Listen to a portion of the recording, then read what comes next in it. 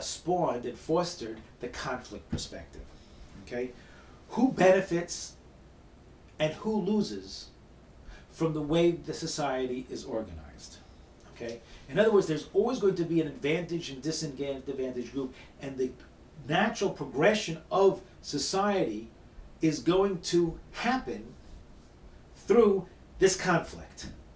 Okay, so there's always going to be an advantage group and a disadvantage group, and the society somehow or another is going to evolve in ways that's going to favor the advantaged and disfavor the disadvantaged, until, of course, according to Marx, there's going to be some sort of revolution. Although that doesn't happen today, we do have the people who work and talk about this conflict, because this conflict somehow or another will keep the people in power and the people out of power. There's something very difficult to understand here. And so there was a particular sociologist, C. Wright Mills, who talked about that in American society. And what he said was like this, that if this is true, and we know that there's a certain amount of, and we'll talk about the wealth, how there's a very small percentage of extremely wealthy and powerful people in the United States. And they would be obviously interested in keeping the status quo, in keeping the power and wealth in the hands of this very small elite society. These are the wealthy, not the newly wealthy, but the wealthy who've been wealthy for a couple of generations. In other words, it wouldn't be Donald Trump. It might be Donald Trump's children, but Donald Trump is a newly wealthy. Or Oprah Winfrey is not probably one of these, but maybe her children would be. And if that's true, then these people are actually the ones, according to C. Wright Mills, who call the shots in society. Not in a necessarily an organized manner, but by virtue of them being so wealthy and powerful, the people in politics, or some of the people in politics are them themselves, like the wealthy families, the Rockefellers, the Bushes, the Kerrys, the Clintons may or may not be. Obama probably isn't, but a lot of these other people certainly are.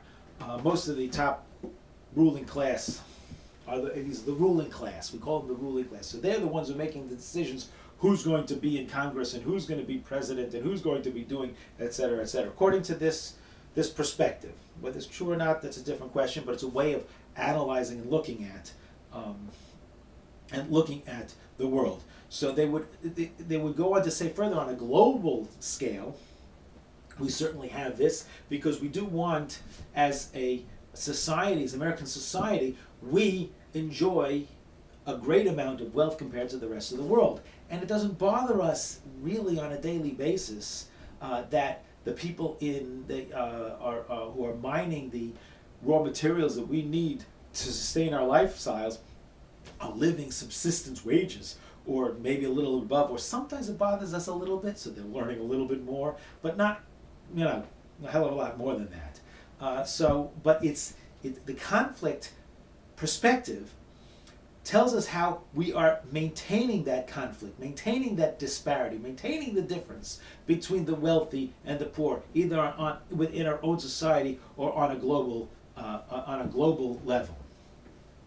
The third perspective is the symbolic interactionist perspective, which is really talking about our own individual interactions and how that is influenced by society, how we will behave with another, and how that is, there's certain symbols which we use that give us that shape our behavior.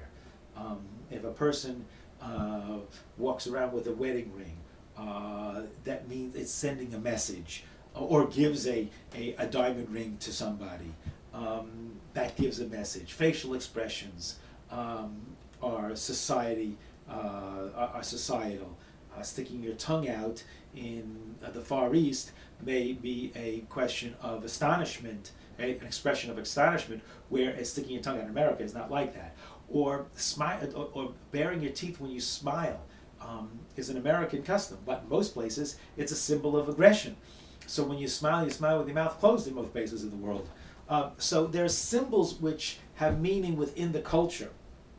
And that is looked at within the perspective of the functional perspective, the functional, symbolic, not the functional, excuse me, that's wrong, scratch that.